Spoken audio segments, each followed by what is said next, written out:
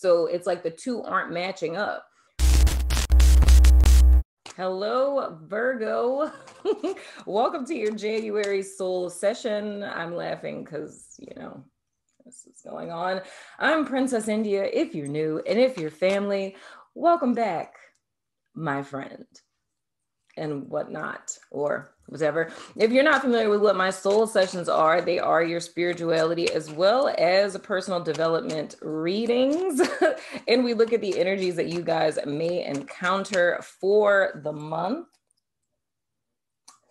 And I just remembered you guys surrender card. The energies you guys may encounter for the month, I'm still like trying to do my spiel, but the energies you guys may encounter for the month for the sole purpose of giving you clarity, guidance, and advice. And I need to grab you guys surrender card because we're going back and revisiting the cards that came out for you all in the surrender December reading that we did, the collective reading, to see in what ways that's influencing what it is you guys are intended to surrender this month. So give me a quick second, Virgo. It's literally going to be a quick second for you, because editing and things of the sort. So un momento, por favor. And we're back, Virgo. My apologies. I like to be a little bit more polished when I read for Virgo, but that just didn't happen this time, my friend. So anywho, I have you guys surrender card here. The card you guys had for December was surrender fear. It says, let go of the fearful, if I can talk, fearful stories you were telling yourself. Stay in the moment, focus on solutions, and celebrate every baby step forward. And the thing that I said for you all in reference to that was giving a little piece of advice of something that I use for myself. And vibrationally, I feel that it's very relevant at present. But what I said to you guys in the collective reading is whenever I find, fear rising up in me, whenever I'm considering something or doing something, how I empower myself is by asking myself a simple question. And that question is, what would you do if you weren't afraid? Right? And instantly, I always get an answer, which is, I would do this, or, I would just jump out there. Right? So that's the right answer. So that's something I want you guys to keep in mind, whether this ends up coming up in you guys' cards or not, is make a habit of asking yourself whenever you're feeling fearful about something or making a decision, of asking yourself what you would do if you were not afraid. And the response that comes up is what you should do or what would behoove you to do, my friend. Another element of this I want to just throw in here before we hop into you guys' cards is old narratives. When we think about, we could throw a tarot card in here. If we think about like the 9 of Wands card, or thinking about it from a psychological perspective, which would be like narratives that we tell ourselves, pretty much the experiences that you've had throughout the course of your life create stories.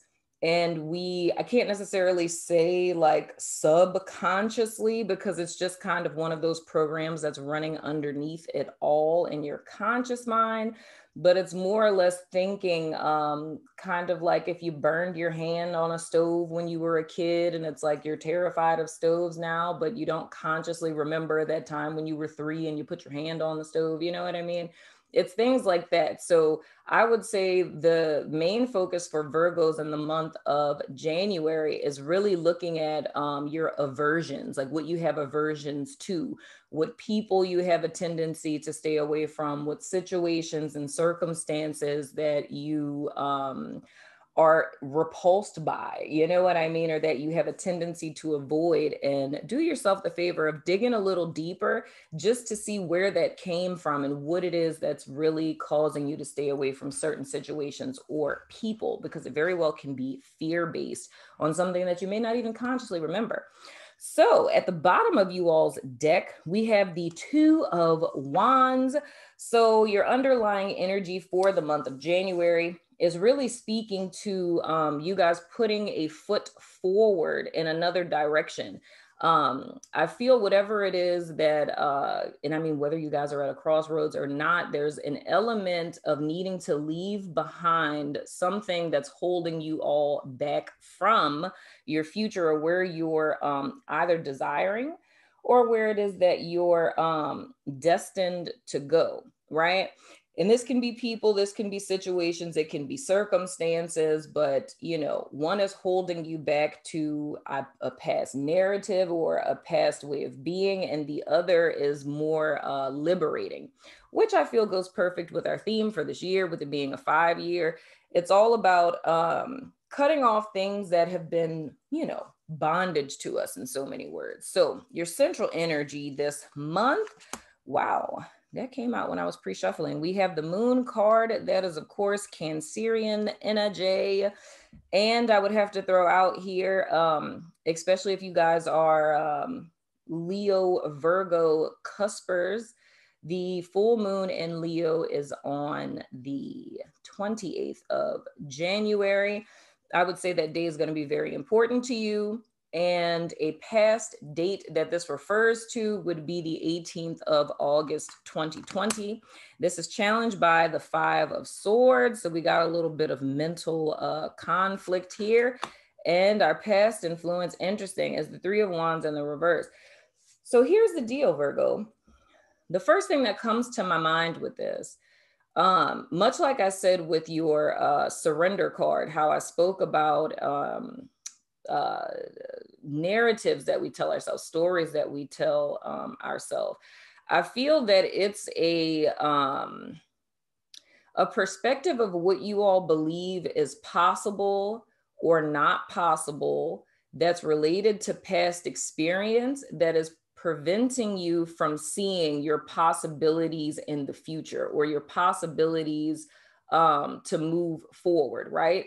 Because the only frame of reference that you have, if you resonate with this, the only frame of reference that you have is past experience. So we could be speaking in a facet of your romantic life.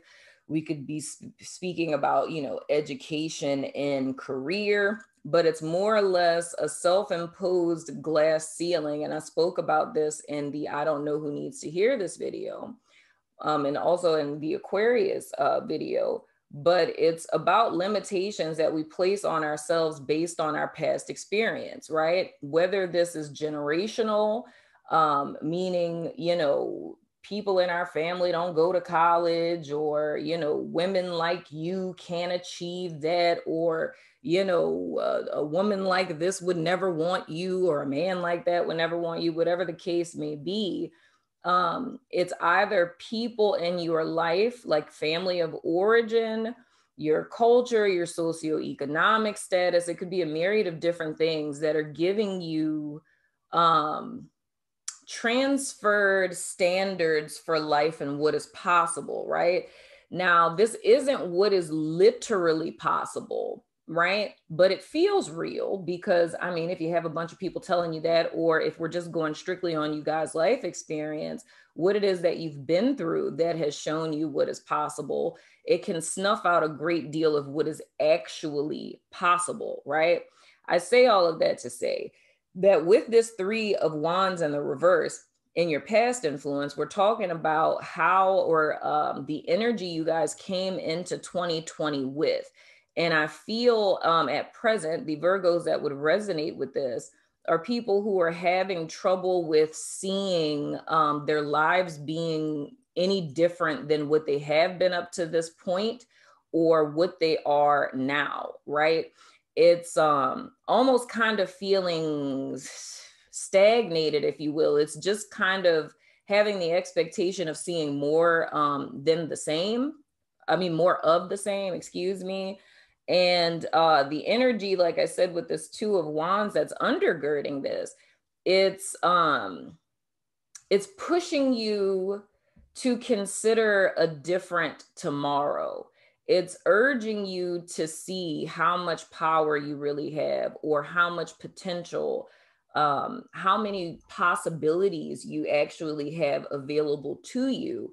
But I feel this contrast, like I spoke about with the 2 of Wands, something that's kind of chaining you to the past, if you will, is an old narrative of what it is that's possible, right? Now, with this moon card and you guys, central energy, this is really about, and with this 5 of Swords as well, it's really talking about a battle that's happening within yourself.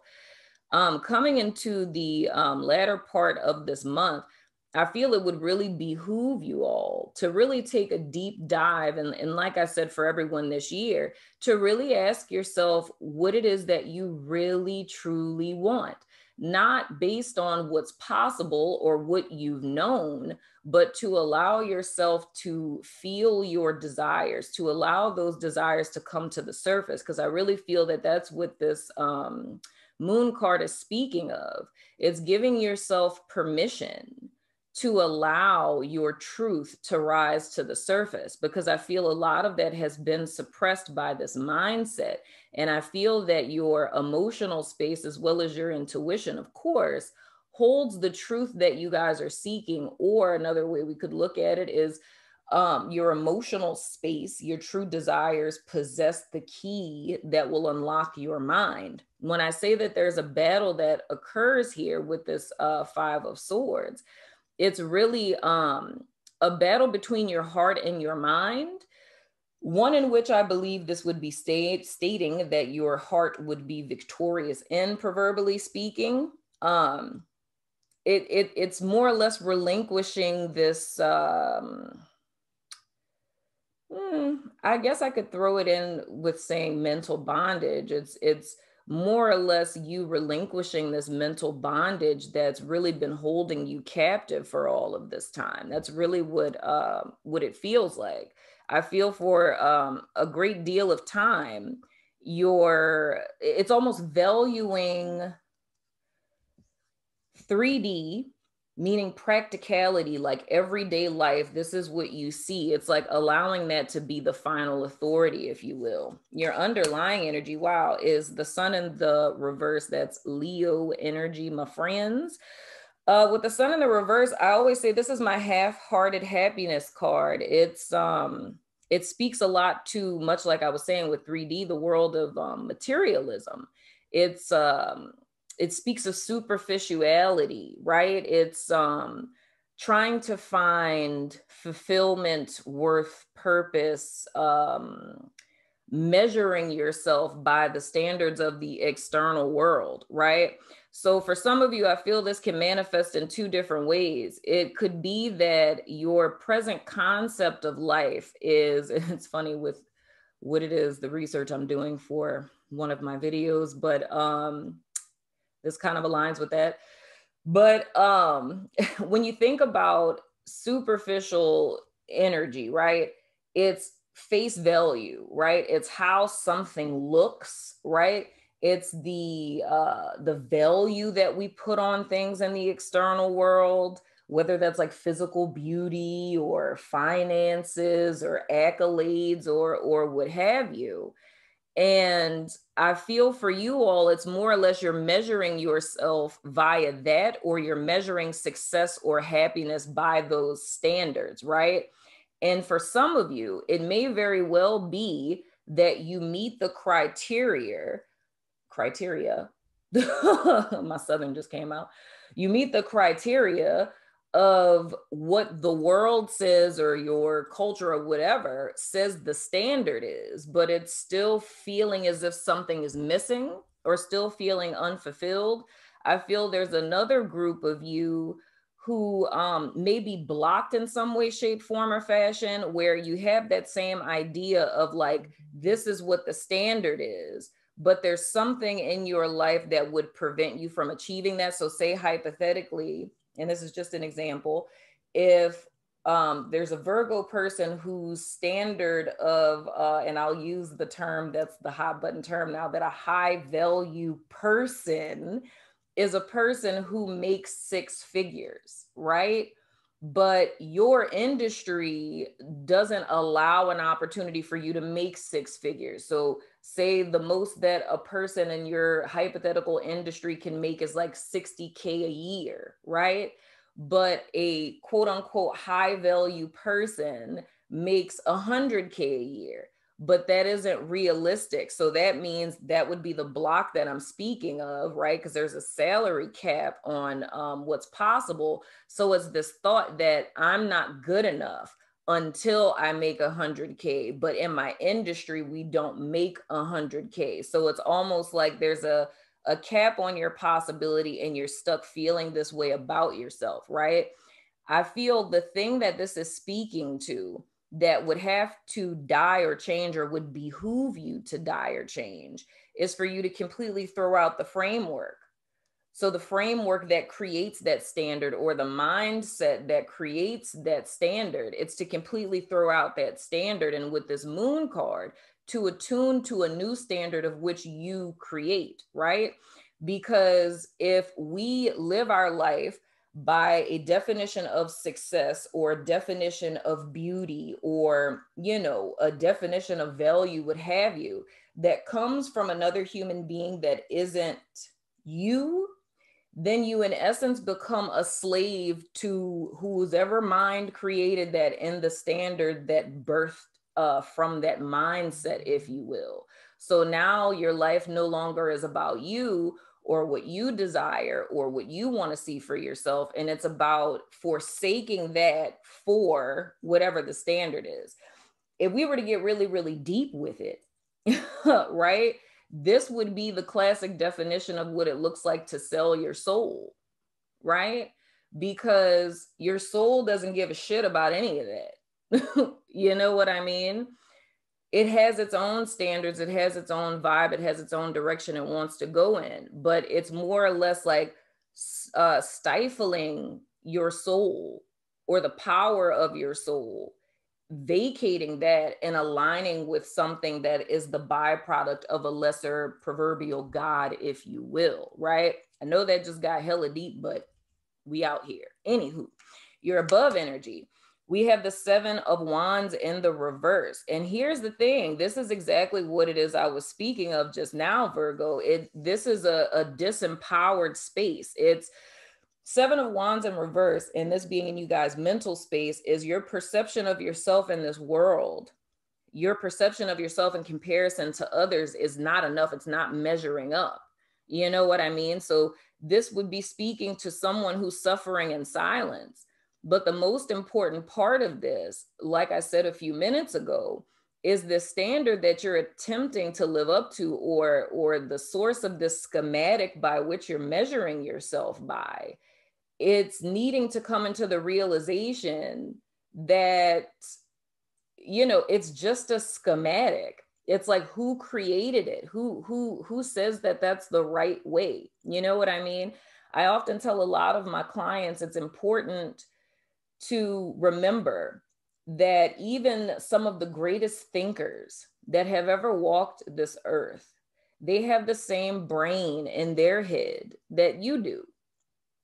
They have the same potential, just as you do, to receive, you know, revelations or insights on things, to ponder on different musings in life.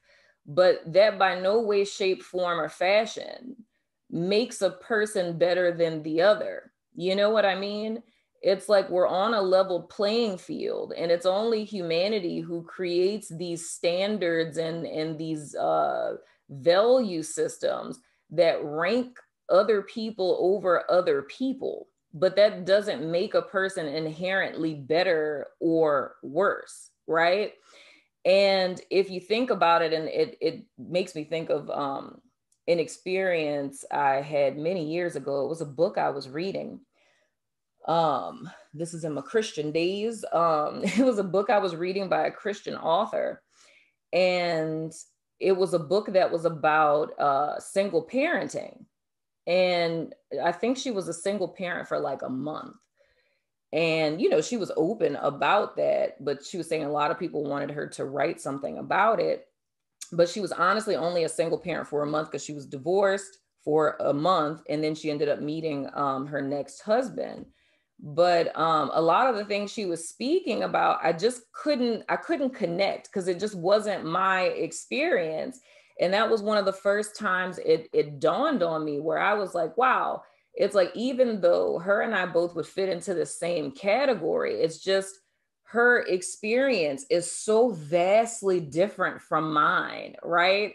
That I literally can't connect to where it is that she's coming from. And a lot of the advice she gave in the book, just, it wasn't useful for me because her experience was so vastly different, even though we're under the same umbrella of the same experience. So why I'm saying this is it's the same thing in reverse when you think about standards another person creates. If there's a person who is the polar opposite of you, right?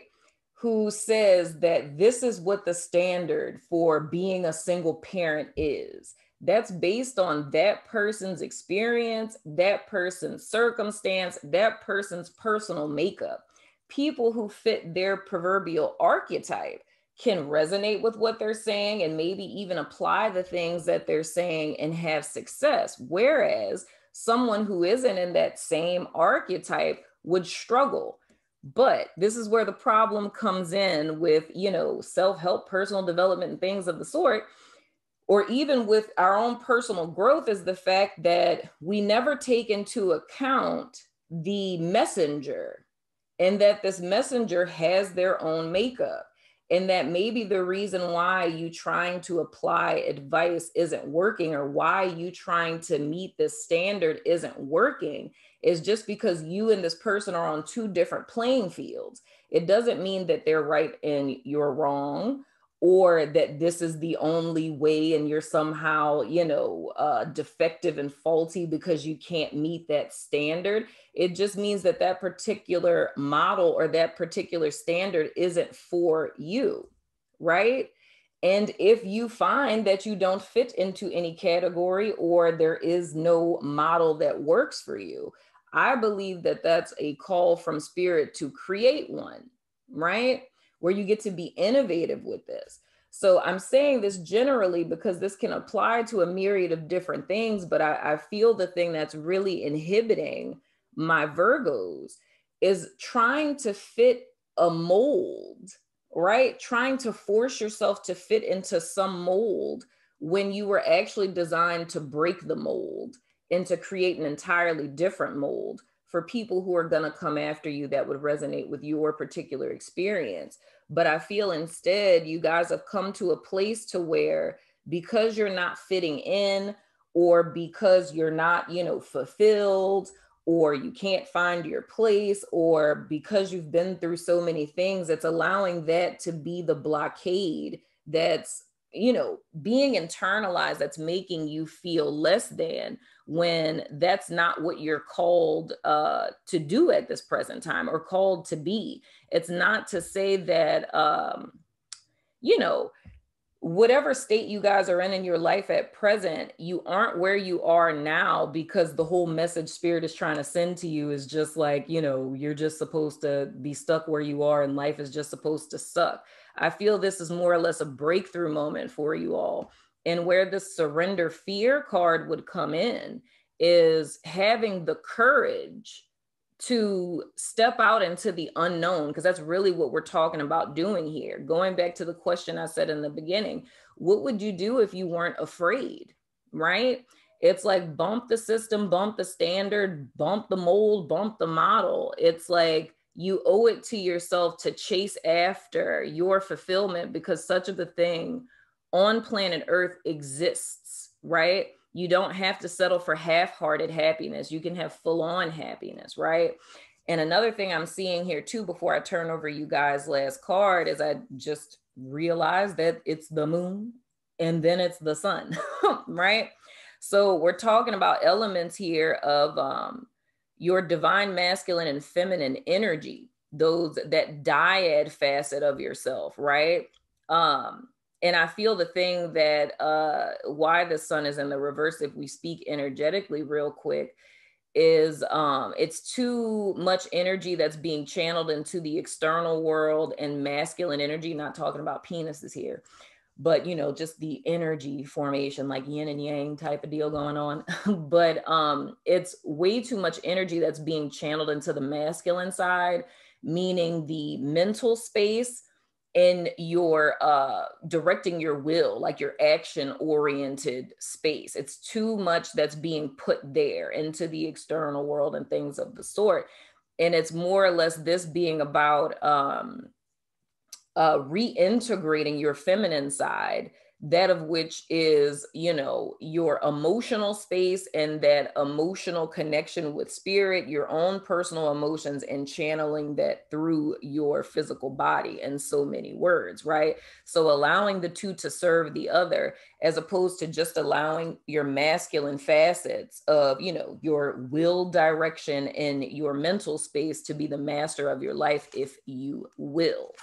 So this is like your outer world and inner world. Wow. Ain't that something? We have another Cancer card here, the Chariot. Dog, that's exactly what I just said. That dyad of yin and yang, dark and light, good and evil, you know, masculine, feminine, the sun and the moon, you know what I mean? All of that, all of those are elements that exist within the Chariot card. So your victory is assured, right? So I feel that the biggest conflict, if you will, that's existing with my Virgos is that your inner perception of yourself, how you perceive yourself and how you feel about yourself, is not matching your external world. So, and this goes back to pretty much everything I've been saying to Virgos since like 2019, right? It's more or less this approachable face. The way that people would be perceiving Virgos who resonate with this is if you guys have it all together, if you're just completely fulfilled and happy and your life is just so dope, and you know, you got a great house, great car, great job, great family, great partner, everything is just friggin' dope. But on the inside, Virgos don't feel the way that they look, if that's making sense.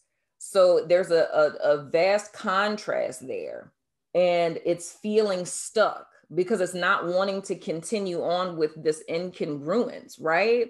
What this is saying with the Chariot is that your victory going forward is assured. However, the challenge this month, in the month of January, is to get on the same accord with yourself. The only reason why you guys have stagnated out or felt blocked is because what you're projecting to the external world, or how you want people to perceive you, isn't matching with how it is that you're actually perceiving yourself, or you've accomplished a shit ton in the external world, but internally it's completely unfulfilling. So it's like the two aren't matching up. When I talked about the 4 bodies of man, and I've been talking about that in everyone's reading, that's your mental body, your emotional body, your etheric body, and your physical body. All of these things have to be channeled, like, and that's magician energy. All of these things have to be channeled to an end goal, and all of them going in the same direction in order for you to have forward movement, in order for you to manifest. So I can say we have the new moon in Capricorn on the 12th of January.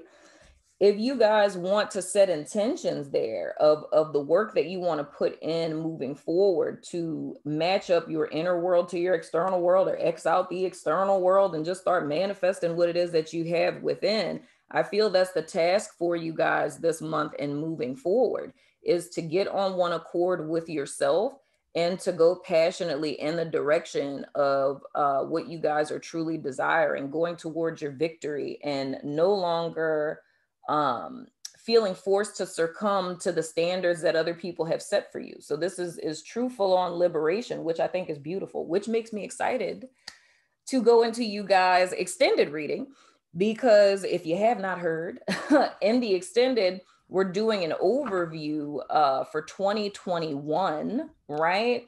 And it's nothing to be terrified of. I'm using oracles for that purpose because I know people get creeped out about annual readings, but I'm telling everyone to write down the cards and to keep them with you throughout the course of the year as a point of reference. I'm even going to throw that into the Wokebook, like, just to make it easier. Y'all can write those down, but I'm actually going to stick a page into the Wokebook for you guys to have this to revisit throughout the course of the year. So I'm excited to see what comes up for you guys. So if you're about that life, my friend, follow me on over there. I'm going to my website, Vimeo, Patreon and YouTube members to do you guys extended. So if you're about that life, follow me. But if not, I still love your face. And I will see you guys sooner than later, my friends. Love you, Virgo. I feel like I should like do like a smooches or a ciao, like ciao. I'm really horrible at winking. Gosh, I look insane. See you later, Virgo.